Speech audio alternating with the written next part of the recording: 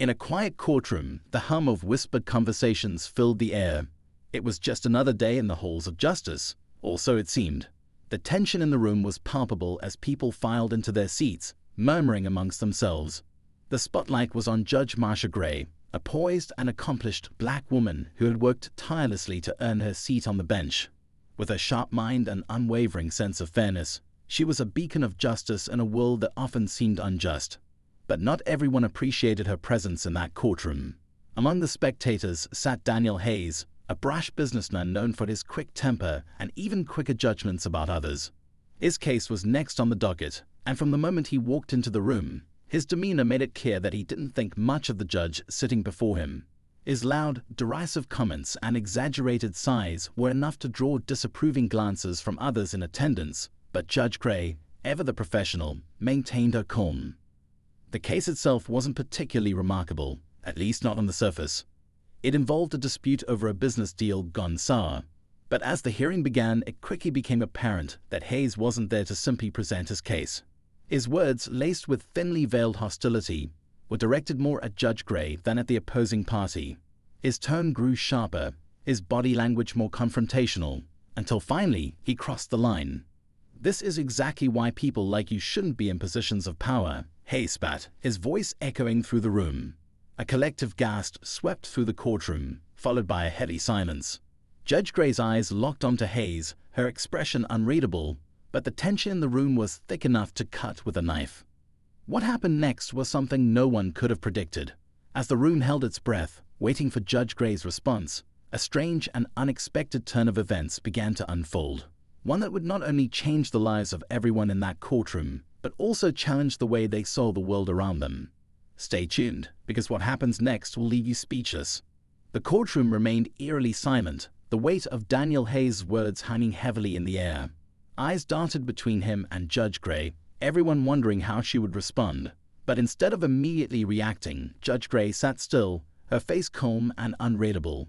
It was as if she were carefully measuring every thought, deciding how best to proceed. Meanwhile, Hayes leaned back in his seat, a smug expression plastered across his face, as though he believed he had won some unspoken battle. To him, this wasn't just a legal matter, it was personal. His disdain wasn't born from logic or evidence, but from deep-seated prejudice, the kind that doesn't crumble easily. His arrogance radiated from every movement, and it seemed he was daring Judge Gray to retaliate. But Judge Gray didn't take the bait. Instead, she turned her gaze to the courtroom as a whole, her voice steady and deliberate. "Mr. Hayes," she said, her tone firm but measured, "in this court, we respect the law, and we respect each other. This is your only warning." Her words were calm, yet they carried an authority that couldn't be ignored. Still, the tension in the room didn't dissipate. If anything, it grew heavier, like a storm gathering just beyond the horizon. As the proceedings continued, it became clear that this wasn't the first time Hayes had clashed with authority figures, nor was it the first time his prejudice had colored his interactions. The opposing attorney, a young and determined woman named Lee Alvarez, presented her case with precision, but Hayes interrupted her at every turn, scoffing and rolling his eyes. "Your Honor, I can't listen to this nonsense anymore," Hayes said, throwing his hands up dramatically. "It's obvious she doesn't know what she's talking about." Lee paused, momentarily stunned, but Judge Gray interjected before she could respond. "Mr. Hayes, this is your final warning. One more outburst, and I will hold you in contempt of court. Do I make myself clear?" The room held its breath again, waiting to see if Hayes would push his luck. For a moment, it seemed like he might, his jaw tightening as he stared at the judge. But then he leaned back in his chair, muttering under his breath. The hearing continued, but the unease lingered. It wasn't just about the case anymore. It was about what Hayes' words had revealed. The cracks in the facade of civility, the undercurrents of bias and disrespect. It was all laid bare for everyone to see. Outside the courtroom, whispers began to circulate. People speculated about who Hayes really was, what might have driven his behavior, and how Judge Gray managed to maintain her composure. Some wondered if she had faced similar situations before, and others questioned how someone like Hayes could still hold onto such outdated beliefs. But there was more to Judge Gray's story than anyone in that courtroom could have guessed. Behind her calm exterior was a history that had shaped her into the person she was today. Raised in a small southern town, she had faced discrimination from an early age. Her parents, both civil rights activists, had taught her the importance of standing tall in the face of adversity, of choosing dignity over anger, and of using her intellect and compassion to create change. It was these lessons that had carried her through law school, through countless nights of studying and self-doubt, and eventually onto the bench. Judge Gray had always known that her presence in a courtroom was about more than just the law. It was about representation, about showing others that justice wasn't limited to a single face or background. Still, that didn't make moments like this any easier. As the day wore on, Judge Gray couldn't shake the feeling that Hayes' words were just the tip of the iceberg. There was something about him, something unsettling that she couldn't quite put her finger on. After the hearing adjourned for the day, Judge Gray retreated to her chambers, her mind racing. She replayed the events of the morning, analyzing every word and every action. She wondered if Hayes had always been this way or if something recent had fueled his hostility. She didn't know the answers, but she was determined to uncover the truth. Meanwhile, in a nearby cafe, Lee Alvarez sat with a friend, venting her frustrations about the case. "He's unbearable," she said, shaking her head. "It's not just his attitude, it's the way he talks to people, like they're beneath him. I don't know how Judge Gray does it." Her friend, a paralegal named Jason, nodded sympathetically. "She's incredible," he said. "But Hayes, I've heard stories about him. He's been in and out of court for years, always blaming everyone else for his problems. It's like he thrives on conflict." As they talked, a man sitting at the table behind them perked up, clearly interested in their conversation. He introduced himself as a journalist who had been covering court cases in the area. "I couldn't help it over here," he said, leaning forward. "You're talking about Daniel Hayes, right? There's more to him than most people know." Lee and Jason exchanged a curious glance. "What do you mean?" Lee asked. The journalist hesitated for a moment, then lowered his voice. "Let's just say he's made some powerful enemies over the years, but he's also got connections, people who've helped him get away with things most others wouldn't. If you dig a little deeper, you'll find some skeletons in his closet." Lee felt a chill run down her spine. She didn't know what to make of the journalist's words, but one thing was clear. There was more to Daniel Hayes than met the eye. Back at the courthouse, Hayes lingered in the parking lot, his expression dark. He pulled out his phone and made a call, his voice low and tense. "Yeah, it's me," he said. "We got a problem. That judge, she's going to be trouble. We need to handle this." What exactly Hayes meant by handle this was anyone's guess, but one thing was certain. The story was far from over. As the sun dipped below the horizon, casting long shadows across the city, the pieces of the puzzle began to shift, setting the stage for a confrontation that no one could have anticipated. The next day would bring revelations that would leave everyone reeling, but for now, the tension hung in the air like a storm waiting to break. The morning sun cast a warm glow over the courthouse, but the air inside was far from calm. As the courtroom filled, conversations hummed with speculation about the previous day's events. Everyone seemed to have an opinion about Daniel Hayes and his behavior, but more than that, they were curious about Judge Marcia Gray. How would she handle the inevitable clash? Hayes arrived late, his entrance as destructive as his demeanor. He strode in with an air of entitlement, ignoring the stares and whispers that followed him. Judge Gray was already seated, her focus on the documents before her, but the tension in her posture was hard to miss. This wasn't just another day in court. It was the kind of moment that could set the tone for everything that followed. As the session began, Lee Alvarez took the floor, presenting her arguments with unwavering confidence. Hayes, however, couldn't resist his usual interruptions, cutting her off with condescending remarks. "This is a waste of time," he said loudly, shaking his head. "I don't know why we're even here. It's obvious this whole thing is rigged." Judge Gray's gavel struck the bench sharply, silencing the room. "Mr. Hayes, I warned you yesterday," she said, her voice firm but controlled. "This is a court of law, not a stage for theatrics. If you cannot conduct yourself appropriately, I will have no choice but to hold you in contempt." The room bristled with anticipation. Hayes seemed to consider her words for a moment before leaning back with a smirk. "Fine," he muttered, though the defiance in his eyes was unmistakable. Despite the interruptions, Lee pressed on, presenting evidence that painted a damning picture of Hayes' business practices. Fraudulent contracts, unpaid debts, and a pattern of bullying behavior. All of it came to light, piece by piece. The courtroom hung on every word, the image of Hayes' success crumbling with each revelation. But Hayes wasn't the only one under scrutiny. Outside the courtroom, the journalist who had spoken to Lee and Jason was digging deeper into his own investigation. He had started looking into Hayes' background, combing through public records, old news articles, and whispers from former associates. What he found was a trail of manipulation and corruption that stretched back years. Deals that seemed too good to be true, partnerships that ended in lawsuits, and a reputation for using his wealth to silence those who stood in his way. The journalist wasn't alone in his pursuit of the truth. Lietub had started connecting the dots, uncovering inconsistencies in Hayes' statements, and uncovering potential witnesses who might be willing to testify. One of them was a former employee, a middle-aged man named Carl, who had worked for Hayes years ago and had been fired under suspicious circumstances. Carl was hesitant to speak at first, his voice tinged with fear as he recounted his experience. "He's not just a bully," Carl said, his hands trembling slightly. "He knows how to get under your skin, make you doubt yourself, and if you push back, he'll ruin you. I've seen it happen." Lee listened intently, her resolve strengthening with every word. She knew that taking down someone like Hayes wouldn't be easy, but she also knew that the truth had a way of coming to light, no matter how hard someone tried to bury it. Meanwhile, Judge Gray found herself grappling with her own emotions. As much as she tried to remain impartial, Hayes' words and actions had struck a nerve.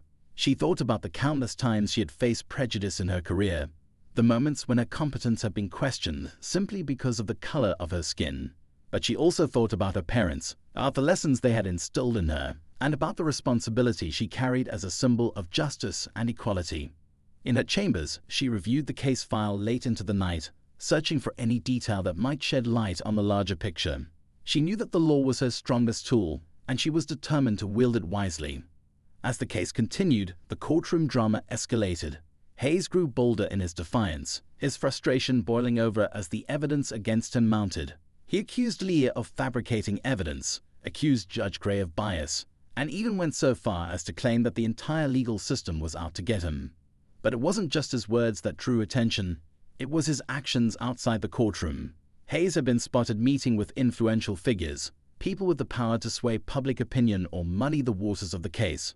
Rumors swirled about backroom deals and veiled threats, adding another layer of intrigue to an already complex situation.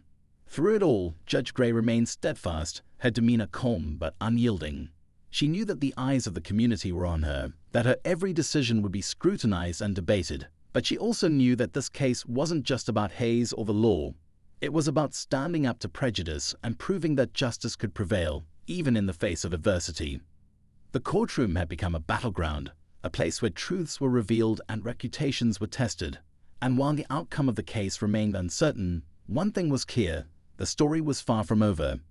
The next turn of events would shake the foundations of everything they thought they knew, leaving everyone questioning where the line between right and wrong truly lay.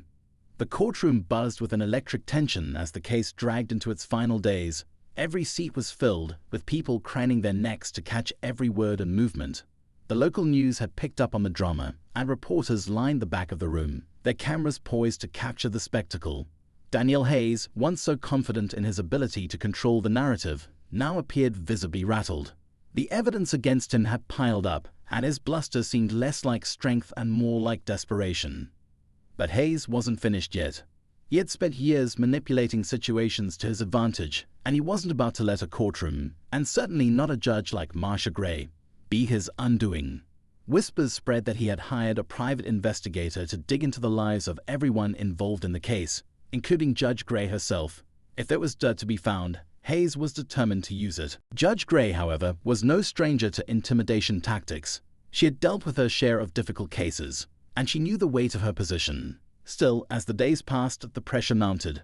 There were anonymous letters delivered to her chambers, cryptic and vaguely threatening, but she refused to be shaken. Her resolve was unbreakable, even as she wondered how far Hayes would go to protect himself. Meanwhile, Lee Alvarez was racing against time. With the help of the journalist and Carl, the former employee, she had uncovered a key piece of evidence: a series of emails between Hayes and a business associate that revealed his deliberate attempts to defraud his clients. The emails were damning, but they weren't enough on their own. Lee needed Carl to testify, but he was hesitant, his fear of retaliation keeping him on edge. "You don't understand what he's capable of," Carl said during a late-night meeting in Lee's office. His voice was low, his eyes darting nervously toward the door. "He's ruined people's lives before. I can't just stand up there and put a target on my back." Lee leaned forward, the tone gentle but firm. "Carl, I know you're scared and I don't blame you. but this is bigger than any one of us.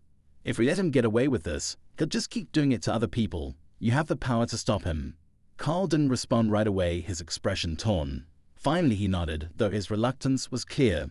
"I'll do it," he said quietly, "but I need your word that I'll be protected." "You have my word," Lee promised, though she knew that protecting Carl wouldn't be easy. As the trial entered its final stretch, the atmosphere in the courtroom grew more volatile. Hayes had become increasingly erratic, lashing out at anyone who challenged him. His lawyer, a seasoned but visibly exasperated man, struggled to rein him in. "You're making this worse for yourself," the lawyer hissed during a recess. "If you keep antagonizing the judge, you're going to lose everything." Hayes' response was a snarl. "I'm not losing. Not to her. Not to anyone." The following day, Carl took the stand. The courtroom was silent as he recounted his experiences working for Hayes, detailing the unethical practices he had witnessed and the personal toll they had taken on him. His voice trembled at times, but his words were clear and powerful.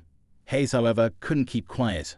"He's lying," he shouted, standing abruptly. "He's bitter because he got fired for incompetence." Judge Gray's gavel came down hard. "Mr. Hayes, you are out of order," she said sharply.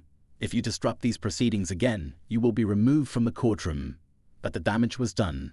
Hayes' outburst only made Carl's testimony more compelling, painting a picture of a man desperate to discredit anyone who stood against him. Outside the courtroom, the tension was just as high. Protesters had gathered on the courthouse steps, some supporting Judge Gray and others defending Hayes. The media frenzy only added to the chaos, with reporters shouting questions at anyone who walked by. Leah found herself in the center of the storm, fielding calls from reporters and dodging pointed questions about her strategy. But she stayed focused, knowing that the case wasn't just about winning. It was about sending a message that no one was above the law. As the final day of testimony approached, the stakes couldn't have been higher. Hayes' reputation, Judge Gray's integrity, and the very idea of justice were all on the line. Everyone in the courtroom could feel it, the weight of the moment pressing down on them. When the court reconvened, Hayes took the stand, his demeanor a mix of arrogance and defiance. He painted himself as a victim, claiming that the case was a smear campaign orchestrated by his enemies. But under cross-examination, his story began to unravel. Lee's questions were sharp and unrelenting, exposing the inconsistencies in his statements and forcing him to confront the evidence against him. The climax was near, and the tension was unbearable. Every word, every movement felt charged with significance. The courtroom had become a stage for a battle not just between two opposing sides, but between truth and deception, justice and corruption. As the day drew to a close, the audience sat on the edge of their seats, waiting for the moment when the truth would finally come to light. But for now, the resolution remained just out of reach, the suspense building to a fever pitch. As the final witness stepped down, a heavy silence filled the courtroom. Judge Gray glanced at her notes, her expression calm but focused. The tension in the room was palpable, everyone keenly aware that the case was reaching a critical juncture. Daniel Hayes sat rigidly in his seat, his jaw clenched and his hands gripping the arms of his chair. It was as if he were bracing himself for an inevitable blow, but his eyes betrayed a flicker of something else: uncertainty. Just as Lee Alvarez stood to deliver her closing arguments, a commotion erupted near the back of the courtroom. A man in a dark suit hurriedly approached the bench, carrying a folder in one hand. He whispered something to Hayes' lawyer, who immediately stiffened, his face draining of color. The murmurs in the gallery grew louder as Judge Gray called for order. "Your Honor," Hayes' lawyer said, standing slowly, his voice unsteady, "I need a moment to confer with my client." Judge Gray arched a brow, clearly unimpressed with the interruption. "Make it quick," she said firmly. The lawyer leaned over to Hayes, his voice low but urgent. Whatever he said caused Hayes to go pale, his smug demeanor evaporating in an instant. He snatched the folder from the lawyer's hands and flipped through its contents, his expression shifting from shock to barely contained rage. Leah watched the scene unfold with growing curiosity. Something significant had just happened, and she could feel the atmosphere shift. This wasn't part of the plan, at least not hers. She exchanged a glance with her team, silently urging them to stay alert. When the recess ended, Hayes' lawyer stood again, visibly shaken. "Your Honor," he began, his voice wavering, "we've just been made aware of new information that could potentially impact this case." Judge Gray's gaze hardened. "What kind of information?" she asked. The lawyer hesitated, glancing at Hayes, who gave him a subtle but sharp shake of his head. Swallowing hard, the lawyer continued, "We believe it's premature to disclose the specifics at this time. However, we request a brief adjournment to allow us to investigate further." Lee immediately stood. "Your Honor, this is clearly a delay tactic," she argued. "The defense has had ample time to present their case. Allowing them more time now would be unfair and destructive." Judge Gray deliberated for a moment, her eyes narrowing as she studied Hayes and his lawyer. Finally, she spoke. "I'm granting a brief recess, but make no mistake. This case will proceed without unnecessary delays. Be prepared to provide full transparency when we reconvene." The courtroom emptied slowly, the air thick with speculation. Outside, Lee paced the hallway, her mind racing. Something about the timing of this revelation felt off, almost orchestrated. She couldn't shake the feeling that Hayes was playing a long game, one that could upend everything she'd worked for. Meanwhile, in a quiet corner of the courthouse, Hayes was locked in a heated conversation with his lawyer. "This changes everything," Hayes snapped, his voice low but furious. "We need to control the narrative or it's over." His lawyer looked equally troubled. "I'm not sure we can spin this," he admitted. "If it comes out..."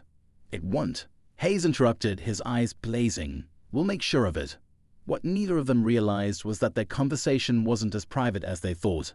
The journalist, always on the hunt for a lead, had been lingering nearby, his recorder tucked discreetly in his pocket. He didn't know exactly what they were discussing, but he knew it was important and potentially explosive. When the courtroom reconvened, Hayes' demeanor had shifted once again. He was calm, almost eerily so, and his lawyer appeared more composed. But the undercurrent of tension remained, crackling energy that hinted at something bubbling just beneath the surface.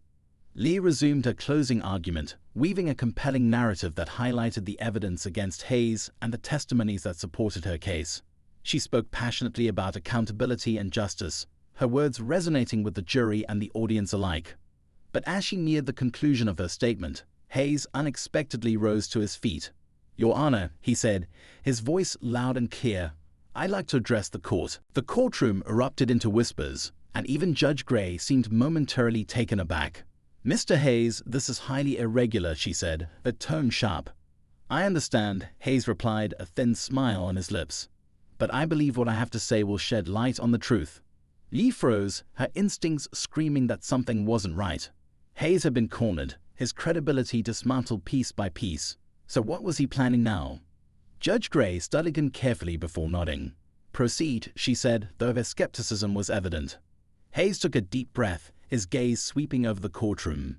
"This entire case," he began, "has been a carefully crafted attack against me. What you don't know is that there's another side to this story, one that's been hidden from you." He paused, letting the suspense build, his words dangling in the air like bait. "And I intend to expose it." The courtroom erupted in chaos as Hayes' cryptic declaration left everyone on edge, the tension now stretched to its breaking point.